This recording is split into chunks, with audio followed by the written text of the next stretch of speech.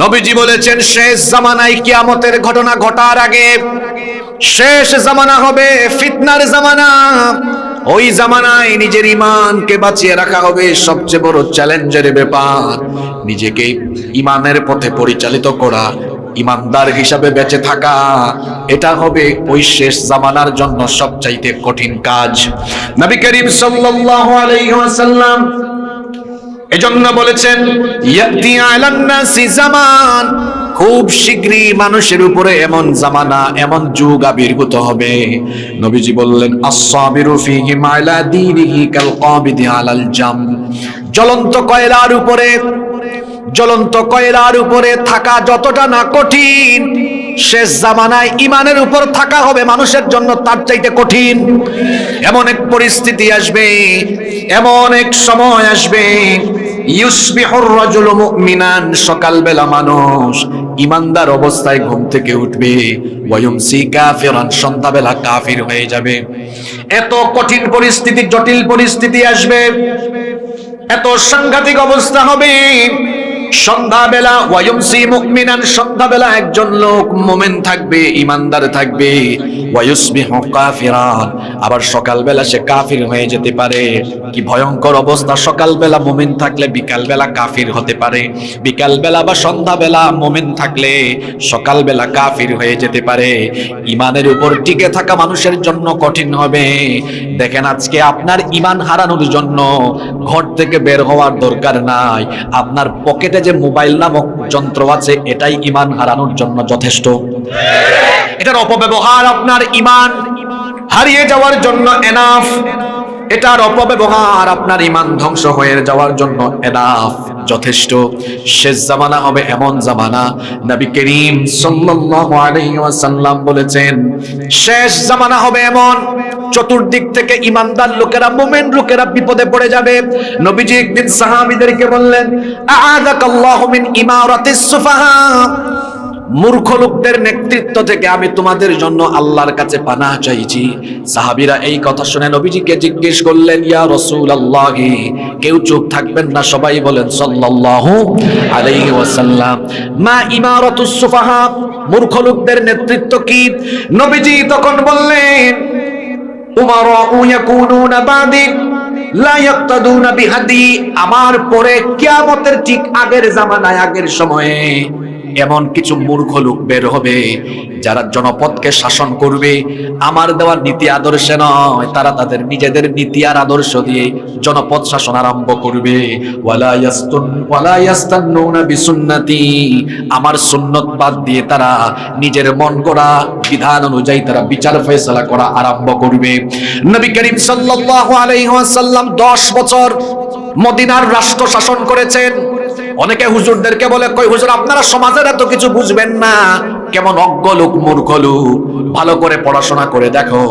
নবীজি 10 বছর রাষ্ট্র পরিচালনা করে দেখিয়েছেন, তিনি এমন এক সফল রাষ্ট্রনায়ক। তার জামানায় কোনো চুরি ছিল না, ডাকাতি ছিল না, জেনা বদমাইশি ছিল না, দুর্নীতি ছিল না, লুটপাট ছিল না।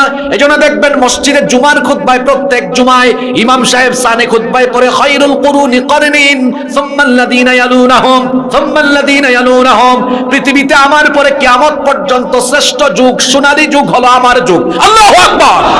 কারণ আমার যুগে মানুষ ঘরের মধ্যে তালাও দিত না, মানুষের ঘরে চুরি ডাকাতি হতো না, জেনা বদমাশি ছিল না। আমার যুগটা ছিল এমন, মানুষের মধ্যে কোনো হানাহানি মারামারি ছিল না। কারণ আমার নবী শাসন করেছেন আল্লাহর বিধান, আল্লাহর আইন দিয়ে, কোরআন দিয়ে। নবীজি বলেছেন শেষ জামানায় এমন সময় আসবে কোরআনের আইন কানুন, কোরআনের বিধানকে মানুষ বাদ দিয়ে নিজেদের বানানো আইন কানুন দিয়ে তারা রাষ্ট্র পরিচালনা, শাসন পরিচালনা আরম্ভ করবে। এই হাদিসের সাথে বাস্তবতার এখন কোনো মিল নাই।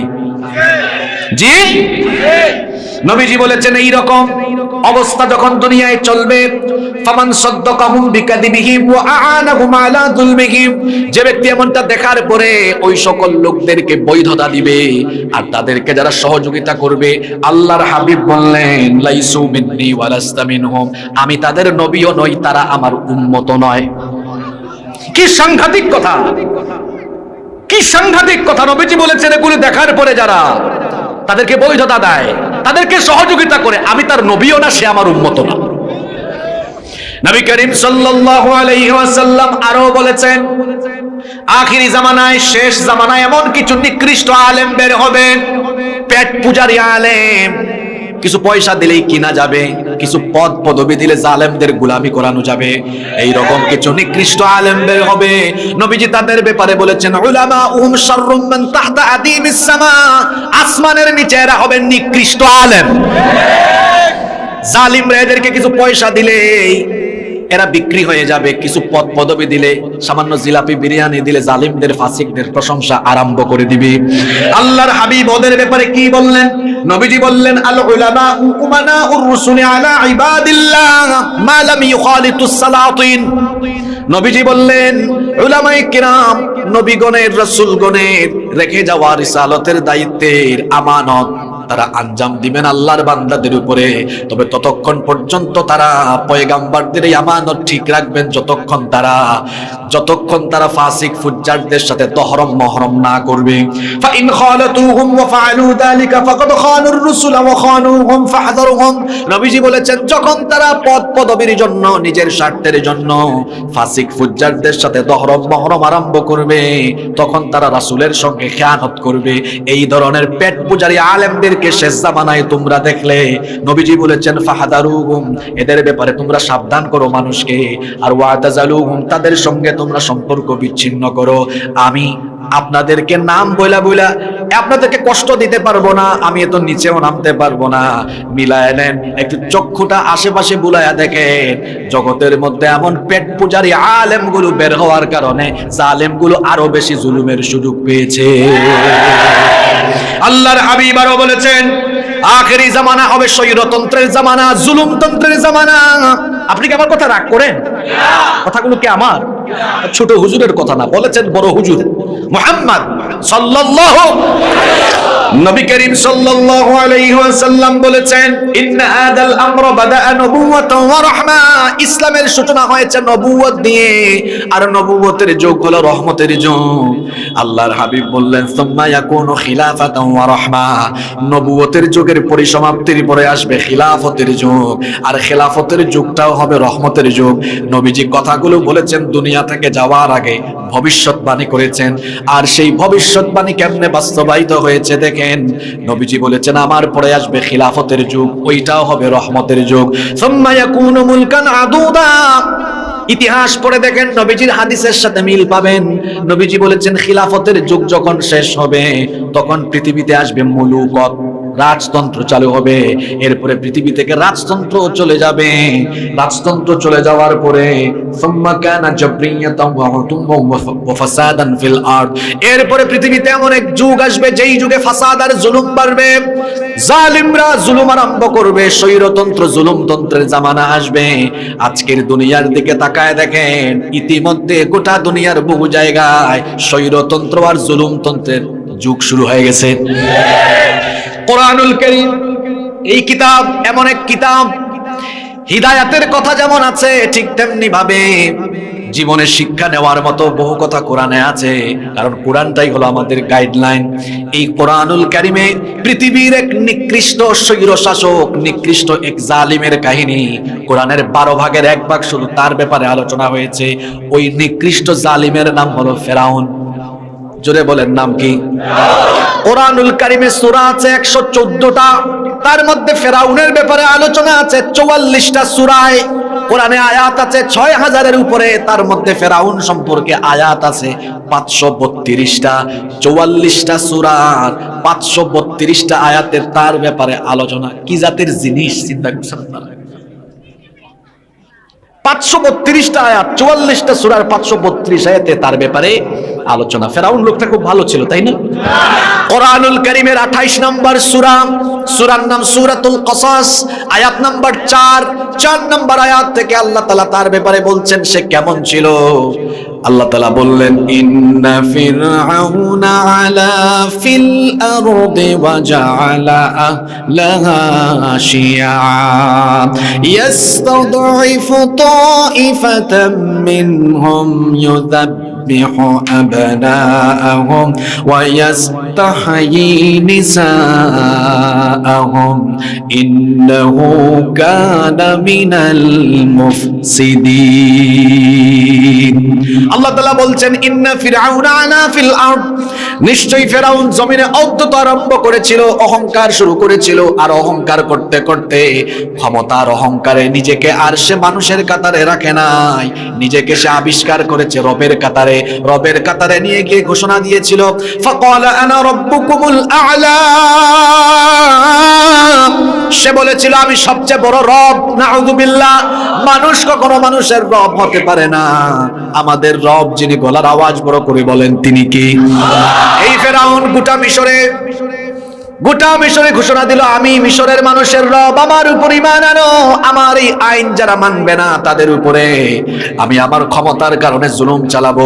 ক্ষমতার অহংকারে মানুষকে মানুষ মনে না করে মানুষের উপরে গোলামের মতো মানুষের সাথে আচরণ করা, মানুষের উপরে জালিমের মতো ঝাঁপায়া পড়া, এটা হলো ফেরাউনের মতো স্বৈর শাসকদের নমুনা। এরপরে আল্লাহ বলেছেন তার খাসলত ছিল ওয়াজআলা আহলাহা শিয়া, সে তার জনপদের মানুষকে দলে দলে বিভক্ত করে রেখেছিল। তার শাসনের একটা নীতি ছিল ডিভাইড এন্ড রুলস, বিভক্ত করো শাসন করো। ফেরাউন তার গোটা দেশের মানুষকে ছোট বড় বিভিন্ন দলে উপদলে বিভক্ত করেছিল, যাতে করে মানুষগুলো ঐক্যবদ্ধ হয়ে না যায়। কারণ মানুষ যদি ঐক্যবদ্ধ হয়ে যায় তো ফেরাউনের চেয়ারের জন্য সেটা হুমকি হয়ে যাবে, ফেরাউনি গদি নড়ে করে হয়ে যেতে পারে। দুনিয়াতে ফেরাউন নামে এখন কেউ নাই, কিন্তু ফেরাউনের স্বভাবের মানুষ এখনো দুনিয়ায় আছে, যারা ফেরাউনের মতো চরিত্র ধারণ করে নিজেদের গদি ঠিক রাখার জন্য তারাও জনপদের লোকদেরকে ছোট বড় বিভিন্ন দলে দলে ভাগ করে রাখে। এরপরে আল্লাহ তার ব্যাপারে বলেছেন ইয়াস্তাদাইফু তাইফাতাম মিনহুম, শুধু মানুষকে দলে দলে ভাগ করেই ফেরাউন তার কাজ শেষ করে নাই, সে তার জনপদের একটা দলকে বেশি দুর্বল করেছিল। এখন প্রশ্ন হতে পারে কোন দল? সেই দলের নাম হলো বনু ইসরাইল। কারণ ফেরাউনরা মিশর শাসন করার আগে মিশর শাসন করেছিল বনি ইসরাইলরা। বনি ইসরাইলদেরকে হটিয়ে বনি ইসরাইলগণ যখন আল্লাহর নাফরমানি শুরু করেছিল, আল্লাহ তাআলা তাদেরকে জমিনের কর্তৃত্ব থেকে সরায়া দিলেন। ফেরাউনরা মিশর শাসন আরম্ভ করলো। ফেরাউনরা চিন্তা করলো এখন আমরা মিশর পরিচালনা করছি, কিন্তু আমাদের আগে যারা মিশর পরিচালনা করেছে এরা যেন আর কোনোদিন মিশর পরিচালনার সুযোগও না পায়, এই জন্য এদেরকে দুর্বল করে রাখতে হবে। এই জন্য ফেরাউন আইন করলো বনি ইসরাইলের সকল মানুষকে গোলাম বানানো হবে, রাষ্ট্রীয় সকল ফ্যাসিলিটি বন্ধ করে দেওয়া হবে, কথাবার্তার স্বাধীনতা কেড়ে নেওয়া হবে, তাদের কথা বলার স্বাধীনতা, চলন বলন চলাফেরার স্বাধীনতা কেড়ে নিল। তাহলে নিজের ক্ষমতার জন্য ফেরাউন বনি ইসরাইলের লোকদেরকে দুর্বল করে রেখেছিল। কারণ তাদের কারণে যদি গদি নড়ে যায়, ফেরাউনের স্বভাবের লোকেরা তারাও যাদের কারণে ক্ষমতা হাতছাড়া হতে পারে, যাদের কারণে চেয়ারটা নড়ে বড়ে হয়ে যেতে পারে, তাদেরকে বাড়িতে থাকতে না দেওয়া, কথা বলার স্বাধীনতা কেড়ে নেওয়া, তাদেরকে শান্তিতে থাকতে না দেওয়া, ক্ষমতার জন্য মানুষদেরকে দুর্বল করে রাখা, এটা হলো ফেরাউনের মতো স্বৈর শাসকদের আরেকটা নমুনা।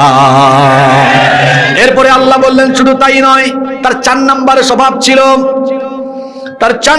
স্বভাব ছিল ইউযাব্বিহু আবনাআহুম ওয়া ইস্তাহয়ী নিসাআহুম। সে বনি ইসরাইলদের ঘরে জন্ম নেওয়া সদ্য নবজাত ছেলে সন্তানগুলোকে জন্ম নেওয়ার পরে সাথে সাথে জবাই করে ফেলতো। চিন্তা করেন কি নির্মমতা, কি নিষ্ঠুরতা! এটা সে কেন করত? কারণ এই ফেরাউন স্বপ্নে দেখেছিল শাম দেশ থেকে বিরাট একটা অগ্নিশিখা, বাইতুল মুকাদ্দাসের দিক থেকে বিরাট একটা অগ্নিশিখা মিশরের দিকে প্রবেশ করে মিশরের কিপ্তি বংশ, ফেরাউনের বংশের নাম ছিল কিপ্তি বংশের ঘর বাড়িগুলো জ্বালিয়ে পুড়িয়ে ভস্ম করে দিচ্ছে। কিন্তু আশেপাশে থাকা বনি ইসরাইল বংশের কোনো ঘর বাড়ি জ্বলে পুড়ে যায় না। এ বিস্ময়কর স্বপ্ন দেখার পরে সে তার রাষ্ট্রের সকল স্বপ্ন বিশারদদেরকে আহ্বান করলো, বলল আমি যে স্বপ্ন দেখলাম এই স্বপ্নের ব্যাখ্যা আমাকে বলো। তখন স্বপ্ন বিশারদরা বলল, মহামান্য ফেরাউন আপনার স্বপ্নের ব্যাখ্যা কিন্তু খুব খারাপ, খারাপ হোক তাও বলো। তারা বলল এই স্বপ্নের ব্যাখ্যা হলো অচিরেই বনি ইসরাইল বংশে এমন একটি শিশু জন্ম নিবে, ওই শিশু যৌবনে যাওয়ার পরে তার মাধ্যমে আপনার ফেরাউনি সাম্রাজ্যের পতন হবে। এই কথা শোনার পরে ফেরাউনের টেনশন বাড়লো না কমলো? সে তখন স্বপ্ন বিশারদদেরকে বলল, না, আমার ফেরাউনি সাম্রাজ্য শেষ করা এত সহজ না। যেহেতু তোমরা আমাকে বলেছো বনি ইসরাইল বংশেই শিশুটা জন্ম নিবে, তো এখন থেকে বনি ইসরাইলদের প্রত্যেক বাড়িতে বাড়িতে গোয়েন্দা ফিট করে রাখবো। যে মহিলা প্রেগন্যান্ট হবে, ওই মহিলার ঘরে যখন সন্তান জন্ম নিবে, আমার সেনাবাহিনী গিয়ে তালাশ করবে। যদি ছেলে সন্তান হয় তো জন্ম নেওয়ার পরে সাথে সাথে জবাই করবে। আর মেয়ে সন্তান হলে কোরআনে আল্লাহ বলেছেন ইয়াস্তাহয়ী নিসাআহুম, মেয়ে সন্তানগুলোকে ফেরাউন বাঁচায় রাখতো যেন এরা বড় হলে এদেরকে দাসী বানানো যায়। প্রশ্ন হতে পারে, বনি ইসরাইলের ঘরে জন্ম নেওয়া ছেলে সন্তানগুলোকে সে কেন হত্যা করলো? উত্তর হলো, সে তার ক্ষমতা টিকানোর জন্য। তাহলে ক্ষমতা যাদের কারণে চলে যেতে পারে তাদেরকে নিরপরাধ অবস্থায় নির্মমভাবে হত্যা করা, এটা ফেরাউনি চরিত্র। আজকের যুগেও এমন বহু ফেরাউন দুনিয়ায় আছে যারা ক্ষমতার জন্য নিরপরাধ বহু মানুষকে হত্যা করে তাদের হাত রক্তে লাল করেছে। এই যে চারটা অপকর্ম ফেরাউনের, আল্লাহ বললেন ইন্না ফিরআউনা আলা ফিল আরশে অহংকারী ছিল। ক্ষমতার অহংকারে মানুষকে মানুষ মনে না করা, ওয়াজআলা আহলাহা শিয়া, মানুষকে দলে দলে ভাগ করে দুর্বল করে রাখা, ইয়াস্তাদিফু তাইফাতাম মিনহুম, বিশেষ বিশেষ ব্যক্তি বা গোষ্ঠীকে দুর্বল করে রাখা। আবার ইয়াস্তাহি ইউদাব্বিহু আবনাআহুম ওয়া ইয়াস্তাহয়ী নিসাআহুম, নির্বিচারে নিরপরাধ মানুষ হত্যা করা। এই চারটা স্বভাব আল্লাহ বললেন ইন্নাহু কানা মিনাল মুফসিদিন, এগুলো হলো সন্ত্রাসীদের কাজ। কারণ এই ফেরাউন ছিল সন্ত্রাসীদের অন্তর্ভুক্ত। কোন হাদিসে ছিলাম শুনেন? বলছিলাম শেষ জামানা হবে এই রকম জুলুমতন্ত্র স্বৈরতন্ত্রের জামানা, যেই জামানায় স্বৈরতন্ত্র আর জুলুমতন্ত্র চলবে আর মানুষের উপরে একই কায়দায় জুলুম চলবে। এই রকম অবস্থা দুনিয়াতে অবশ্য এখন নাই। হ্যাঁ, নবী করিম সাল্লাল্লাহু আলাইহি ওয়াসাল্লাম আরো ডেঞ্জারাস কথা বলেছেন, শুনতেছেন তো আপনারা? নবীজি বলেছেন এমন এক যুগ আসবে জুলুম চলতে চলতে জুলুমের সীমা ছাড়িয়ে যাবে। আল্লাহর হাবিব কি চমৎকার একটা সতর্কবাণী আমাদেরকে দিয়ে গেলেন। আমার দিকে সবাই তাকান। নবীজি বলেছেন সায়াকুনু আলাইকুম উমারা ইয়াকদুনা লিআনফুসিহিম মা লা ইয়াকদুনা লাকুম, খুব শীঘ্রই মানুষের উপরে এমন এক যুগ আবর্তিত হবে যেই যুগে এমন কিছু শাসক বের হবে যারা নিজের ক্ষমতার স্বার্থে সিদ্ধান্ত নিবে, যারা মানুষের স্বার্থ বিবেচনা করে সিদ্ধান্ত নিবে না। কথা কি মাথার ভিতরে যায় না উপরে দিয়া যায়? এই হাদিসটা খুবই গুরুত্বপূর্ণ। সায়াকুনু আলাইকুম উমারাউ ইয়াকদুনা লিআনফুসিহিম মা লা ইয়াকদুনা লাকুম, খুব শীঘ্রই এমন একটা সময় আসবে, নবীজি বলেছেন এমন কিছু শাসক দুনিয়ায় বের হবে নিজের ক্ষমতা টিকানোর জন্য সেই স্বার্থে সে সিদ্ধান্ত নিবে। তোমার আমার আপনার আমার স্বার্থ বিবেচনা করে কোনো সিদ্ধান্ত তারা নিবে না। এই রকম কঠিন পরিস্থিতি আসবে, এমন এমন সিদ্ধান্ত নেবে, হতে পারে সিদ্ধান্তগুলো ঈমান বিরোধী, দ্বীন বিরোধী, কুরআন বিরোধী, এই ধরনের সিদ্ধান্ত নিতে পারে। এই ধরনের সিদ্ধান্ত যখন তারা নিবে ফাইন আসাইতুমুহুম ক্বাতালুকুম, যদি তোমরা তাদের সিদ্ধান্তের বিরোধিতা করো, নবীজি বলেন নাই তারা তোমাদেরকে পিটাবে মারবে, এখানে আলেমদেরকে সাক্ষ্য রেখে বলছি, নবীজি বলেছেন তাদের বিরোধিতা করলে, সিদ্ধান্তের বাহিরে গেলে মারবেও না, তারা তোমাদেরকে পিটাবেও না, তারা তোমাদের উপরে শারীরিক নির্যাতন করবে না, কাতালুকুম, মেরে ফেলবে, হত্যা করে ফেলবে। ওয়া ইন আতাতুমুহুম, আর তাদের সিদ্ধান্ত যদি তোমরা মানো,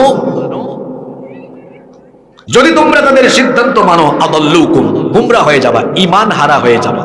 পরিস্থিতি কত জটিল শুনেন। এমন সিদ্ধান্ত নিবে, বিরোধিতা করলে জীবন যাবে, মানলে ঈমান যাবে। এই পরীক্ষায় কিন্তু আপনারা আগামীর পৃথিবীতে সম্মুখীন হবেন। এজন্য আগে থেকেই শুনে রাখেন আগামীর পৃথিবী কেমন হবে। এগুলো কি আমার কথা? আর ওই সময় আপনি কোন পরিস্থিতিতে পড়বেন আর তখন কি করবেন, নবী সব বলে দিয়েছেন আপনাকে। কঠিন অবস্থা, আপনি সিদ্ধান্ত মানলে ঈমান যাবে, না মানলে, জোরে বলেন কি যাবে?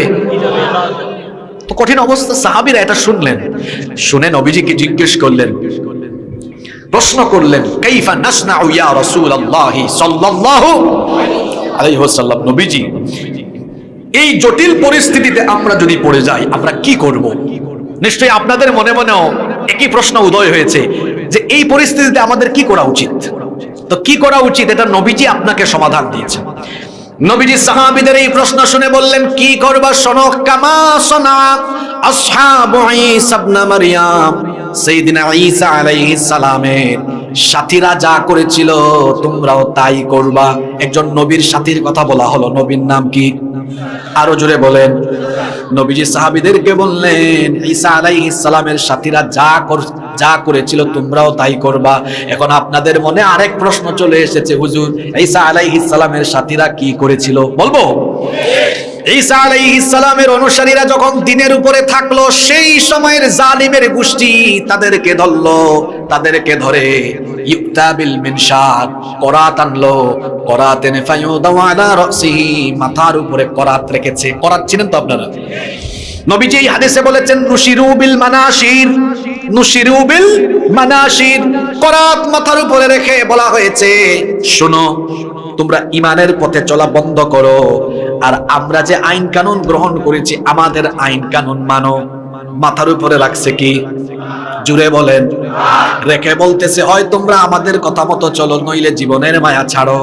যে কোনো একটা করো, যে কোনো একটা করো, হয় তোমরা আমাদের আনুগত্য করে চলো। এখন তাদের আনুগত্য করে চললে ঈমান থাকবে, আর তারা বলতেছে আমাদের কথা না মানলে তোর জীবনও থাকবে। ঈসা আলাইহিস সালামের সাথীরা তখন বলেছিল, তোরা কি ভেবেছিস মাথার উপরে করাত রেখে ভয় দেখাবি, আর আমার ঈমান এত দুর্বল, আমার ঈমান আমি ছেড়ে দিব? জালিমের গোষ্ঠী, করাতটা মাথার উপরে রেখেছিস কেন? করাত চালায়া মাথা থেকে পা পর্যন্ত 2 টুকরা করে ফেল, তোরা খুব সহজেই আমার থেকে আমার জীবন কেড়ে নিতে পারবি, কিন্তু করাত দিয়ে 2 টুকরা করে আমার ঈমান তোরা কেড়ে নিতে পারবি না। এটার নাম ঈমান। এটার নাম কি? ঈমান।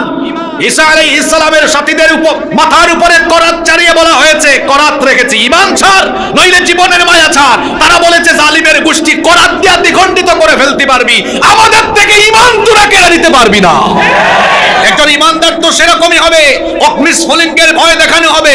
আরে আমরা তো আগুনের ফুলকিকে ভয় করি না, কারণ আমাদের পূর্বসূরীরা অগ্নিস্ফুলিঙ্গ ভেদ করে সাগরের উত্তাল তরঙ্গমালা পাড়ি দিয়ে পৃথিবীর দিক দিগন্তে তারা কালিমার পতাকা উড্ডীয়ন করেছেন। তাদেরই উত্তরসূরি আমরা। আমরা যারা ঈমান গ্রহণ করেছি, আমরা মনে করি ঈমান হলো দুনিয়ার সবচেয়ে বড় সম্পদ। এই ঈমানের জন্য আমরা রক্ত নয়, জীবন দিয়ে শাহাদাতের ঈদগাহে শামিল হতে জানি। জালিমের সামনে মাথা নত করতে আমরা জানি না।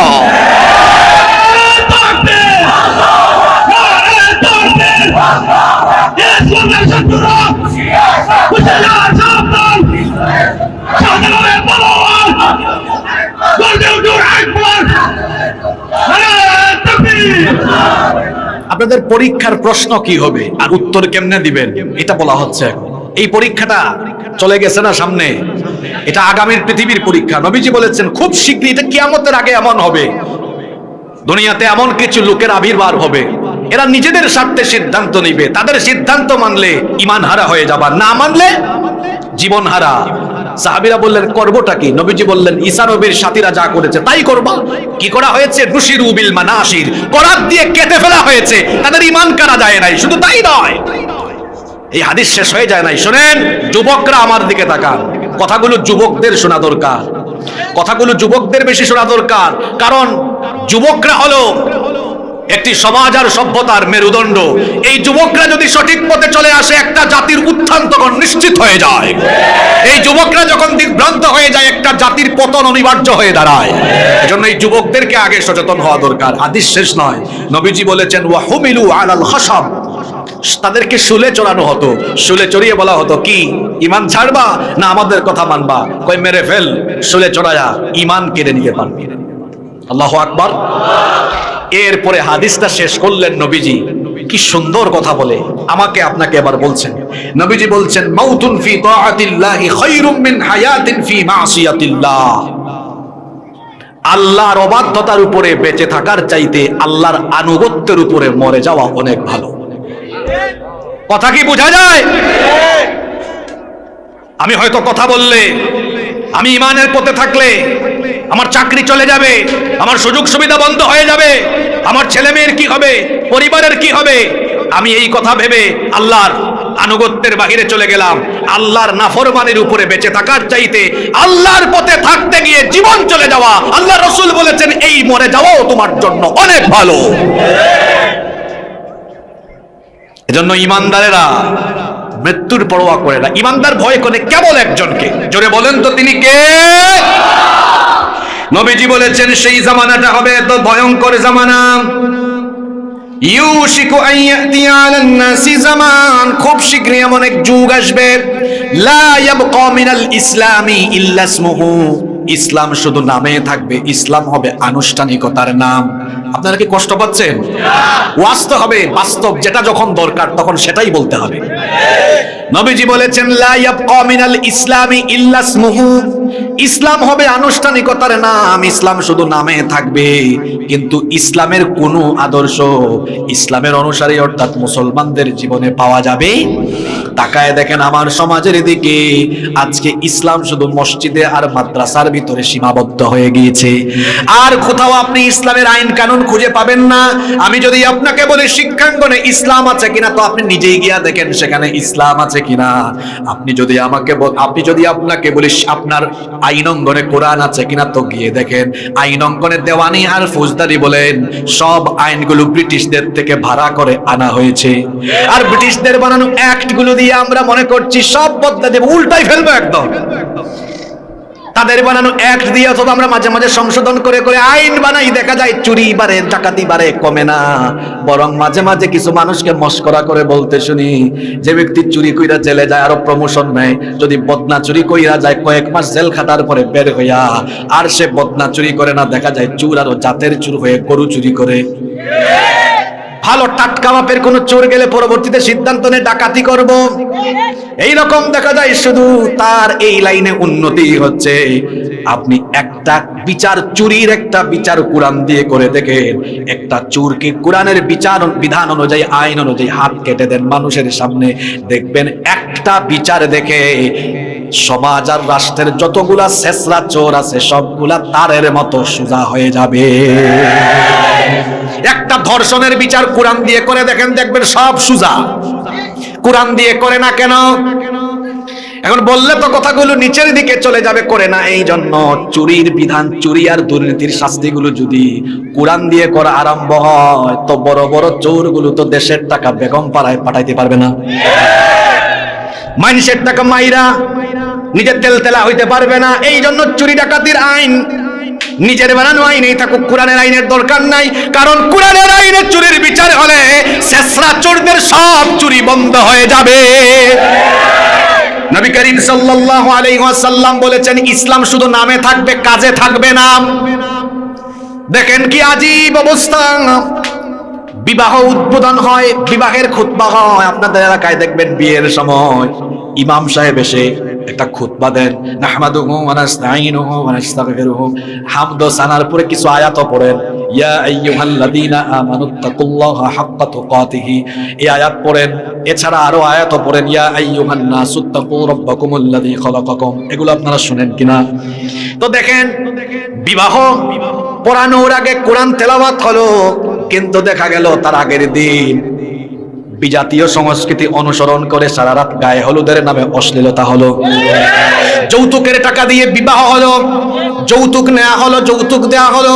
ইসলাম শুধু নামেই থাকলো যে আমরা শুধু কোরআন তিলাওয়াত দিয়ে বিয়েটা করালাম, বিয়ের আগে আর পরে ইসলামের কিছুই নাই। ব্যবসা প্রতিষ্ঠান উদ্বোধনের সময় হুজুর ডেকে এনে মিলাদ পড়ায়, কোরআন তেলাওয়াত দিয়ে দোকান উদ্বোধন করে, কিন্তু সুদের টাকা দিয়ে দোকান উদ্বোধন করলো, ঘুষের টাকা দিয়ে দোকান উদ্বোধন করলো। পার্লামেন্ট শুরু হওয়ার আগে কোরআনের তেলাওয়াত হয়, কিন্তু দেখা যায় কোরআনের বিরুদ্ধে যায় এমন এমন আইনও মাঝে মাঝে পাস হয়। তাহলে বোঝা গেল ইসলাম আর কোরআন এটা শুধু নামে রেখেছি, কাজে কর্মে আসলে কোথাও ইসলাম। কিন্তু নবীজির সময় ইসলাম ছিল মসজিদে, ইসলাম ছিল সমাজে, ইসলাম ছিল বিয়েতে, ইসলাম ছিল সকল জায়গায়। নবীজি বলেছেন শেষ জামানায় ইসলাম নামে থাকবে, কিন্তু কোনো আদর্শ থাকবে ওয়ালা ইয়াবকা মিনাল কুরআনি ইল্লা রাসমুহু, কোরআনের পাতায় কোরআন থাকবে, কিন্তু কোরআনের কোনো শিক্ষা সমাজে থাকবে না। এরপরে নবীজি বললেন মাসাজিদুহু মামিরা, তোমাদের মসজিদগুলো হবে চাকচিক্যময়, মসজিদগুলো হবে সুন্দর। এখানে এত প্রত্যন্ত অঞ্চলেও আমি দেখলাম মসজিদটা পাকা। আল্লাহর নবীর মসজিদ ছিল কাঁচা, মুসল্লি ছিল পাকা। আর আমাদের সময়ে মসজিদ হয়েছে পাকা, কিন্তু মুসল্লির অভাবে মসজিদ থাকে ফাঁকা। নবীজির মসজিদটা ছিল কাঁচা, উপরে ছিল খেজুর পাতার ছাউনি, নিচেই যে শীতকালে আমরা মসজিদে কার্পেট বিছাই, এখন গ্রামের মসজিদেও দামি দামি কার্পেট পাওয়া যায়, কিন্তু নবীজির মসজিদে ছিল মরুভূমির বালু, কার্পেটও ছিল না। নবীজি এবং সাহাবীরা যখন সাজদা দিতেন, কপালে নাকে হাতে পায়ে অঙ্গ প্রত্যঙ্গে ধুলাবালি লেগে যেত। অল্প একটু বৃষ্টি হলে খেজুর পাতার ছাউনি দেওয়া উপরে বৃষ্টি পড়ে যেত, কাদা হয়ে যেত, নাকে কপালে হাতে পায়ে অঙ্গ প্রত্যঙ্গে কাদা লেগে যেত। এই রকম অবস্থা। কিন্তু সেই কাঁচা মসজিদেও দেখা যেত আজান হলে একেবারে মসজিদে ফিলাপ। আমি একটু এমন স্বভাবের মানুষ, যেটা বলে সামনাসামনি বলে রাগ কইলেন না আপনারা। দিনের বেলাও দেখেন মানুষের জায়গা হচ্ছে না, মানুষ আর মানুষ। আমাদের মসজিদগুলো হয়েছে সুন্দর, কিন্তু শেষ জামানায় মসজিদগুলো হবে ওয়াহিয়া খারাবুম মিনাল হুদা, হেদায়াত শূন্য। যদি বলেন হুজুর ওয়াজগুলা কি বাস্তব না অবাস্তব, 15 মিনিট পরেই বুঝবেন কতটা বাস্তব। এখানে এত মানুষ দেখবেন আসরের নামাজে মানুষ হবে না এক কাতার। যেই গ্রামে মাহফিল হয় দেখবেন প্রধান বক্তা ওয়াজ করলে মানুষ থাকে হাজার হাজার, আর সেই এলাকার মসজিদগুলোতে মানুষ হয় 8 জন 10 জন। ওয়াজ মাহফিলে মানুষ বেশি হওয়া আর মসজিদের জামাতে মানুষ কম থাকা ভালো লক্ষণ না খারাপ লক্ষণ? আপনারাই খারাপ কোন, আপনারাই ঠিক কোন, আবার মসজিদে আপনাদেরকে দেখা যায় না, এইটাও ঠিক, সব ঠিক। যাব কোন দিকে আমরা? কথাগুলো ভালো করে বোঝার চেষ্টা করেন, এগুলো শেষ জামানার কথা। নবীজি বলেছেন মসজিদ হবে সুন্দর, মুসল্লিও সুন্দর। আমাদের মসজিদগুলো আজানের পরে হাহাকার করে বলে কোথায় তোমরা আসো না কেন, এলাকায় এত মানুষ, মসজিদ ফাঁকা থাকে কেন? জুমার দিনে দেখা যায় মসজিদ একদম ফিলাপ, জুমার দিন ফজরে আর আসরে টেনে টুনে দেখা যায় 7-8 জন 10-12 জন হয়। অবশ্য আপনাদের এলাকায় এমন দৃশ্য পাওয়া যায় না। জি, নবীজি বলেছেন মাসাজিদুহুম আমিরা ওয়া হিয়া খারাবুম মিনাল হুদা, মসজিদগুলো হবে সুন্দর কিন্তু মসজিদগুলো হবে হেদায়াত শূন্য। মসজিদের ভেতরে হেদায়াত থাকবে না। আবার মসজিদগুলো এমন হবে শেষ জামানায় মানুষ মসজিদ সুন্দর করার জন্য দেওয়ানা হয়ে যাবে। আপনারা আছেন না ঘুমাই গেছেন? নবীজি বলেছেন লা তাকুমুস সাআহ, ততদিন পর্যন্ত কিয়ামত হবে না, হাত্তা ইয়াতাবাহান নাসু ফিল মাসাজিদ, যতক্ষণ না মানুষ মসজিদ নিয়ে বড়াই করে গর্ব করে। দেখবেন এখন মসজিদ নিয়ে বড়াই আরম্ভ হয়ে গেছে। দৌলতপুরে যদি মসজিদ বানায় 40 লক্ষ টাকায়, তো লক্ষ্মীপুরের মানুষ বলে আমরা বানাবো 60 লক্ষ টাকায়। দুয়ারা বাজারে যদি কোনো মসজিদ হয় 1 কোটি টাকায়, তো দেখা যাবে পাশে থাকা সদরের লোকজন অথবা সাতক থানার লোকজন বলবে আমরা বানাবো 2 কোটি টাকায়। মসজিদ নিয়ে প্রতিযোগিতা শুরু হয়েছে। কেউ দিয়েছে 10 গম্বুজ, আর একজন 20 গম্বুজ, কেউ দিয়েছে 100 গম্বুজ, কেউ দিয়েছে 200 গম্বুজ। এখন আপনারা বলবেন হুজুর মসজিদ সুন্দর করা এটাকে খারাপ কিছু নাকি? না, মোটেও খারাপ কিছু না। কিন্তু নবীজি বলেছেন শেষ জামানায় মানুষ শুধু মসজিদের সৌন্দর্য নিয়ে ব্যস্ত থাকবে। কিন্তু আমি তো কথা বললে মন খারাপ কইরা ফেলবেন। 2 কোটি টাকা দিয়ে মসজিদ সুন্দর করলো, কিন্তু 2 কোটি টাকা দিয়ে মসজিদ বানানো সেই মসজিদের ইমামের বেতন 6 মাস বাকি। 5,000 টাকা ইমাম সাহেবকে দেয় না, 10,000 টাকা ইমাম সাহেবকে দেয় না। নবীজি বলেছেন এটা হবে শেষ জামানার আলামত। মসজিদ করবে সুন্দর কিন্তু ব্যবস্থাপনা হবে অসুন্দর। এখন বলবেন হুজুর ব্যবস্থাপনাটা কেমনে অসুন্দর হবে? সেটাও নবীজি বলেছেন ইন্না মিন আশরাতিস সাআহ, কিয়ামতের লক্ষণ হলো মসজিদগুলোর ব্যবস্থাপনা হবে এমন উলুউন আহলুল ফিসকি ফিল মাসাজিদ, ফাসিক লোকেরা, পাপিষ্ট লোকেরা মসজিদের মধ্যে গলার আওয়াজ উঁচু করবে। বলবেন হুজুর এটা আবার কেমন কথা, বুঝলাম না তো। শুনেন আপনাকে ভালো করে বুঝায় দেই। যেই মসজিদের পরিচালনা কমিটিতে, মসজিদ কমিটিতে তারা ফাসিক থাকে, দেখবেন ওই মসজিদের ইমাম সাহেব মিম্বর থেকে কোনোদিন সত্য কথা বলতে পারেন না। যদি হুজুর হক কথা বলেন, হুজুরের চাকরি দেখবেন জুমার পরে থাকবে না। মসজিদের সভাপতি যদি হয় সুদখোর, হুজুর সুদের বিরুদ্ধে ওয়াজ করলে চাকরি ওই দিন শেষ। সেক্রেটারি যদি হয় ঘুষখোর, হুজুর যদি ঘুষ দিয়ে ওয়াজ করে আসরের আগে গাট্টি শেষ। যদি মসজিদ কমিটির সভাপতি বা সেক্রেটারি বা ক্যাশিয়ার বা কমিটির কেউ হয় দুর্নীতিবাজ, দুর্নীতির বিরুদ্ধে হুজুর ওয়াজ করলে দেখবেন আসরের আগেই বলবেন চলে যান। এই জন্য দেখা যায় মসজিদগুলোতে হকের আওয়াজ এখন বন্ধ হয়ে গিয়েছে। আর আমরা তো মসজিদগুলোর কমিটিতে এমন এমন মানুষকে সভাপতি সেক্রেটারি বানাই, আমাদের এলাকায় যাদের টাকা সবচেয়ে বেশি, যার টাকা বেশি, ক্ষমতা বেশি, প্রভাব আছে, বংশ ভালো, তাকেই আমরা মসজিদের পদ দেই। অথচ আল্লাহ তাআলা কোরআনে বলেছেন মসজিদ আবাদ করবে তারা, প্রকৃত ইমানদার যারা আজান হলে নামাজেও আসে না, হুজুরের সাথে সুন্দর কথাও বলে না, আলেমদেরকে সম্মান করে না, মসজিদের ইমামকে গোলামের মতো তার সাথে আচরণ করে, এমন অসভ্য অপদার্থ লোক যত বড় পয়সাওয়ালা হোক মসজিদ কমিটিতে থাকার কোনো যোগ্যতা রাখে না। তাকে মসজিদ কমিটি থেকে ইস্তফা দেন। যে আপনার এলাকায় 5 ওয়াক্ত নামাজে আসে, আল্লাহওয়ালা মানুষ, পরহেজগার মানুষ, কথাবার্তা আচরণে বিনয় আছে, ভদ্রতা আছে, এমন মানুষের টাকা পয়সা কম থাকুক, তারই মসজিদের দায়িত্ব দেন, দেখবেন মসজিদটা সুন্দর চলবে। আমার দেশের বেশিরভাগ মসজিদের ব্যবস্থাপনা অসুন্দর, কারণ মসজিদগুলোর পদ দখল করে আছে ফাসিক আর ফুজ্জারেরা। নবীজি বলেছেন এটা হলো শেষ জামানার দৃশ্য। ফাসিক লোকেরা মসজিদ ব্যবস্থাপনার দায়িত্ব নিবে। আমার কথা কি আপনি রাগ করেন? কথাগুলো তো আমার না, আমি তো হইলাম ছোট হুজুর, কোনো জ্ঞান নাই, আমি জাস্ট কথাগুলো নকল করছি। যার কথা নকল করছে তিনি হলেন মুহাম্মদ সাল্লাল্লাহু। এরপরে আসেন, কথায় আছে শেষ ভালো যার সব ভালো তার, সব ভালো তার। শেষ কথাটা ভালো করে শুনেন। নবীজি বলেছেন শেষ জামানায় নগ্নতা, অশ্লীলতা, বেহায়াপনা, উলঙ্গপনা বেড়ে যাবে। উলঙ্গপনা এমন ভাবে বাড়বে, আল্লাহর নবী বলেছেন লা তাকুমুস সাআ আইয়াযহারাল ফাহাশ, যতদিন না ফাহিশা, নগ্নতা, বেহায়াপনা প্রকাশ না হবে, কিয়ামত হবে না। দেখেন নগ্নতা কেমনে, নগ্ন পোশাক। এখন দেখবেন যুবক ছেলেরা হাফ প্যান্ট পরে রাস্তাঘাটে হাঁটাহাঁটি করে।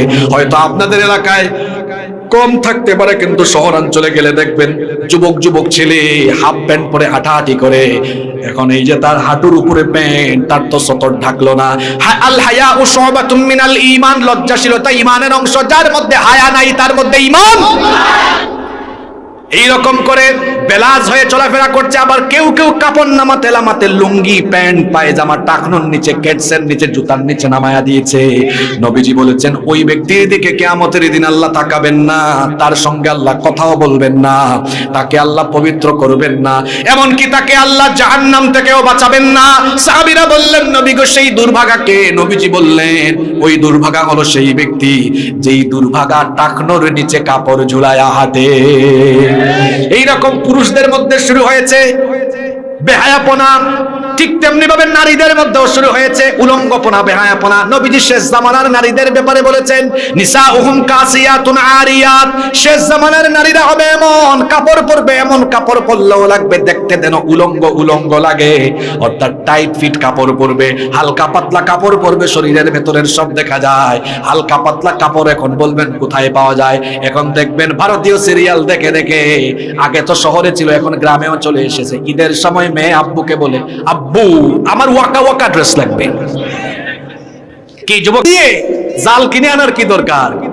আচ্ছা আপনাদের এলাকায় কি বলে ওই জালকে? ওই যে ঠেলা দিয়া মাছ মারে যে, হ্যাঁ ঠেলা জাল। তো এত কষ্ট করে টাকা দিয়ে এরকম জাল মার্কা ড্রেস কেনার কি দরকার? ঠেলা জাল দিয়ে তারপরে সেলাই করে ওইটাই গায়ে দাও। উলঙ্গপনা বাড়বে, বেহায়াপনা বাড়বে, জিনা বাড়বে, ব্যভিচার বাড়বে। যখন নগ্নতা, অশ্লীলতা, বেহায়াপনা পাপে সয়লাভ হয়ে যাবে, নবীজি বলেছেন শেষ জামানায় ঘন ঘন আসমানের গজব আসবে, জমিনের গজব আসবে, ভূমিকম্প হবে, অগ্নিবায়ু আসবে, চেহারার বিকৃতির গজব আসবে। আর এগুলো কেন আসবে? পাপ করলে আসবে। নবীজি বলেছেন ইদা কানাল মাগনামু দুআলা, যখন রাষ্ট্রের সম্পদকে নিজের সম্পদ মনে করে মানুষ ভোগ করবে, তখন গজব আসবে। রাষ্ট্রের সম্পদকে তার বাপ দাদার সম্পদ মনে করে, রাষ্ট্রের সম্পদকে নিজের মতো ভোগ করে, নিজের সম্পদের মতো ভোগ করে, কিংবা জনগণের সম্পদ, রাষ্ট্রের সম্পদকে চুরি করে বিদেশে পাচার করে, এগুলো হবে শেষ জামানার দৃশ্য। নবীজি আরো বলেছেন ওয়াল আমানাতু মাগনামা, আমানতের খেয়ানত আরম্ভ হয়ে যাবে। ওয়া তুআল্লিমা লিগাইরিদ্দিন, দিন বিবর্জিত সিলেবাস চালু হবে, দ্বীনি শিক্ষা বিবর্জিত শিক্ষা ব্যবস্থা চালু হবে। এখন তো আমাদের শিক্ষা ব্যবস্থায় কুরআন আর হাদিসের কিতাব দিয়ে ভরা। জি আপনারা সবই জানেন কেমনে ডিমবাজি করা লাগে, তারপরে কিভাবে আপনার আলু ভর্তা করা লাগে। মনে হচ্ছে স্কুল কলেজ আমাদের পুলামাইয়াদেরকে কাজের বুয়া, কামলা বেডি আর রেস্টুরেন্টের বাবুর্চি বানানোর দায়িত্ব নিয়েছে। দিন শিক্ষা একদম বাদ হয়ে যাবে, এটা কিয়ামতের আলামত।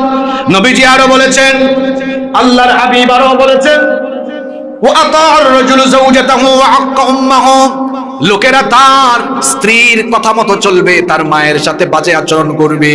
নবীজি আরো বলেছেন ওয়াবাররা সাদিকাহু ওয়া জাফা আবাহু, তার বন্ধুর সাথে ভালো আচরণ করবে, বাপের সাথে বেয়াদবি করবে। এত ভয়ঙ্কর জামানা আসবে ওয়াসাদাল কবিলাতা ফাসিকুহুম, ফাসিক লোকেরা নেতৃত্ব আরম্ভ করবে। এরকম যখন গুনাহের কাজ চালু হবে, নবীজি বলেছেন ফালিয়ারতাকিবু ইনদা যালিকা রিহান হামরা খাসফান ওয়া মাসখান ওয়া কাদফান।